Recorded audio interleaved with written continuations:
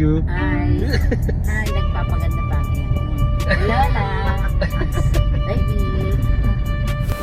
So, yun na nga mga kapatid, ano. So, May 1 ngayon, Labor Day. So, Labor Day niya ngayon. Iaanak yung aming bunso na si Isaiah. So, pakita siya dyan ng delivery room. Ayun na nga, no. So, 1 hour lang nandiyan na yung anak ko, si Isaiah Drake, Katulang Bautista, 3.7. Napakalaki niyan, mga sir. Kaya din siguro nahirapan si Mrs. And kaya siguro din siya na cesarean. Ganda na, magwapo naman.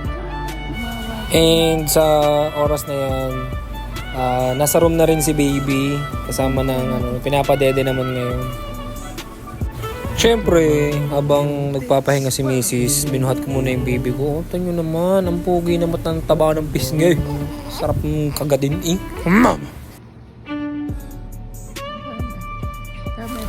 At tayo na nga, no? So, naka 3 days na ulit tayo mga kapatid.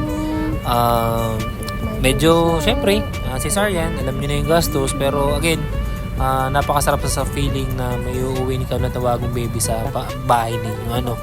Dito sa part na ito, mga kapatid, yun, kita nyo naman ng galak naman ng aking pangalwa. Nakita yung baby. Oh, aroy, gusto niyang dambahan, ha? Diyos ko po.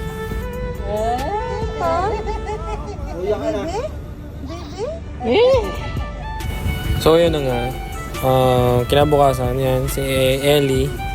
Sarap din naman ng tingnan nilalaro ni Ellie yung kapatid niya. Si Easy daw. Easy.